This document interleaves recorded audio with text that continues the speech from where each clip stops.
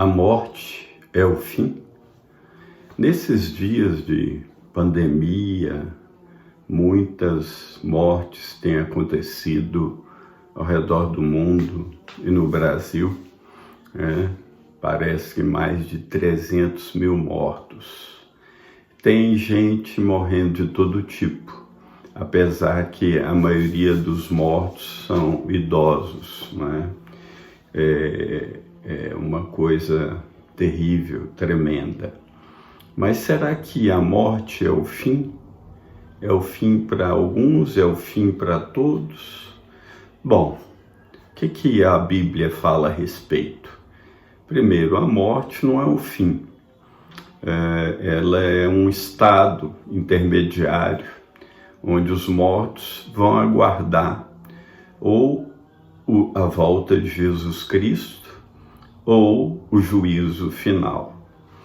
Bom, para os que morreram em Cristo, porque essa pandemia não tem escolhido pessoas para morrer, tem morrido pastores, homens de Deus, pregadores, mulheres de Deus, todo tipo de pessoa que crê no Senhor, tem morrido. Como tem outros que Deus tem tido misericórdia e tem restaurado. A cura não é absoluta. Nem todo crente que entra num hospital e é entubado é curado. Eu tenho exemplo da Dona Ivalda, que foi entubada 2 vezes e foi curada de modo sobrenatural, muitas orações.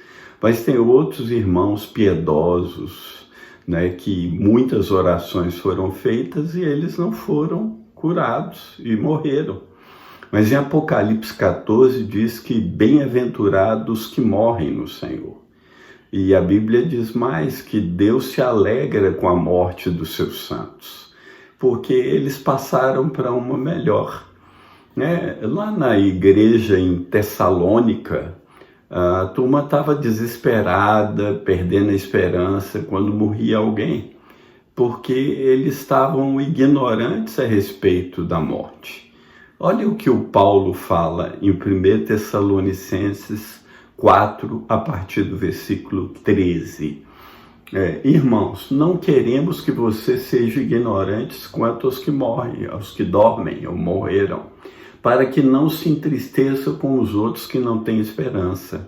Quando morre alguém que a família não tem esperança, a família desespera, entristece, ou então adota aquela atitude, ele era tão bom, ela era tão boa, E sabemos que não é a bondade inerente do ser humano que vai conduzi-lo à presença de Deus, mas é Jesus, através da sua morte na cruz, que morreu pelos nossos pecados.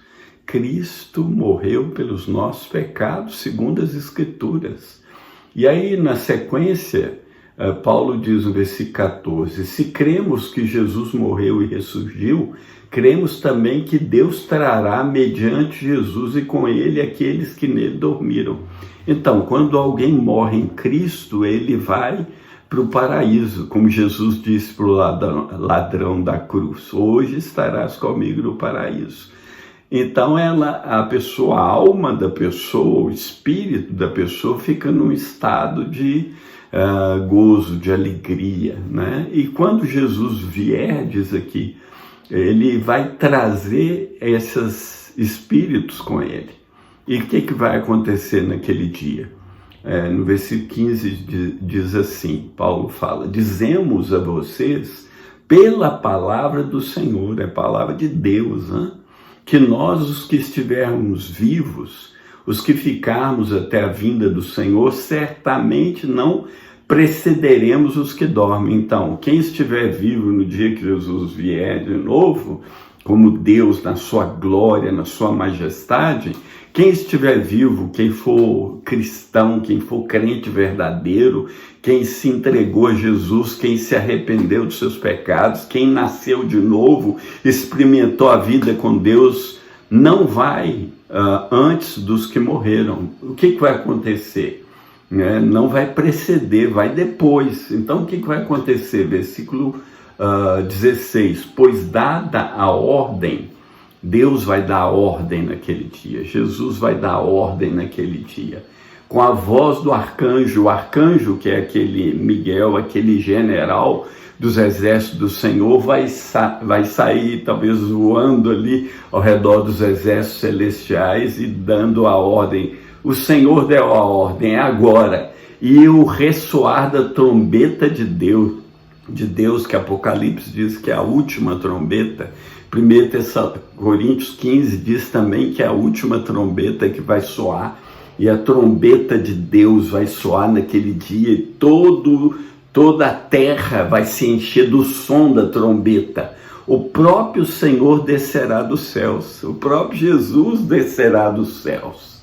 Como ele subiu, ele vai descer, está escrito em Atos capítulo 1. E os mortos em Cristo ressuscitarão primeiro, e aí todo morto que morreu em Cristo, que tinha nascido de novo, tinha experimentado a nova vida e cujo espírito está vindo com Jesus, o corpo vai ressuscitar, se encontrar com o seu espírito. Ressuscitarão, vai ser o dia mais tremendo da história da humanidade, a ressurreição dos mortos, aqueles milhões de milhões e milhares de milhares, tumbas abrindo e as pessoas mortas ressurgindo, subindo, e o Espírito se encontra e esses mortos são glorificados. Aleluia! Que dia glorioso! E os mortos vão ressuscitar. A ressurreição dos mortos é um fato, porque a Bíblia diz que se os mortos não ressuscitam, também Jesus não ressuscitou, mas certamente os mortos vão ressuscitar.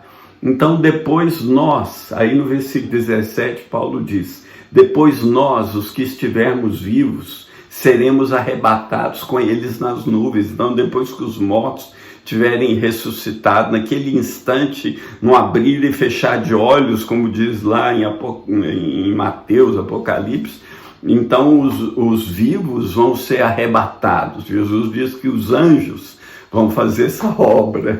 É tremendo, né? E nós vamos ser glorificados. Quem estiver vivo vai encontrar o Senhor nos ares, e assim estaremos para sempre com o Senhor.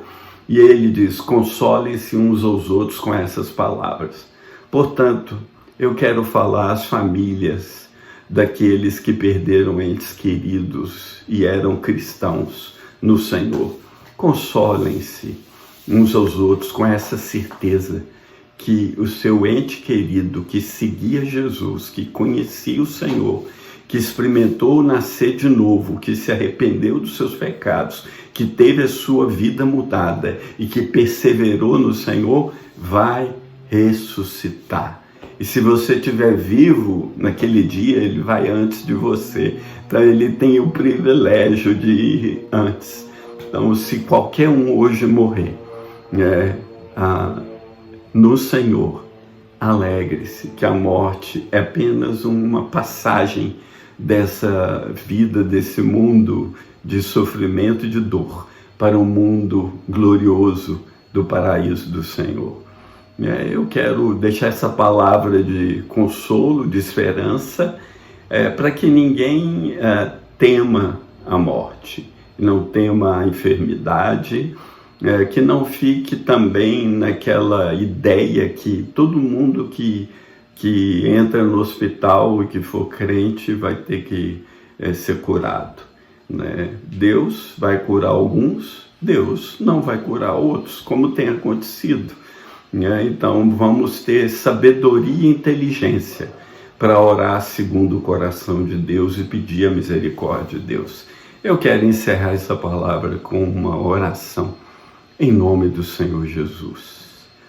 Ó Pai, em nome de Jesus, são dias difíceis, dias de dor, dias de sofrimento, dias de choro, dias de angústia, dias de lamento.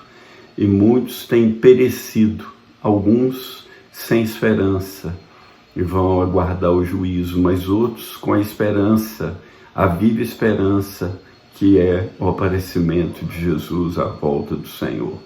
Então, eu quero te pedir, primeiro, que o Senhor console o coração daquelas famílias que perderam seus entes queridos. E eu quero te pedir também que o Senhor traga sobre a nossa nação um espírito de misericórdia, espírito de cura, de libertação. Liberta-nos desse vírus, Senhor, por amor do seu nome, por amor da sua misericórdia. E, sobretudo, esconde-nos à sombra das tuas asas até que passem as calamidades. Se morremos para o Senhor, morremos. Se vivemos para o Senhor, vivemos. Bendito seja o nome do Senhor. Eu te amo. Em nome de Jesus, abençoo todos os meus ouvintes. Concede que alguns te conheçam, se arrependam dos seus pecados, nasçam de novo, experimente a presença do Espírito de Deus em seus corações. Em nome de nosso Senhor Jesus Cristo. Amém. Amém, querido. Então, compartilha esse vídeo de encorajamento para aqueles que estão sofrendo e que confiem no Senhor Jesus Cristo, porque Ele é o autor da vida e Ele ressuscitou para nos justificar diante do Pai. Um grande abraço, fica na paz, não se desespere, compartilhe esse vídeo, dê um like aí e se inscreva nesse canal. Cheguei a 800 inscritos. Muito alegre por isso. Obrigado, fica na paz, em nome de Jesus. Amém.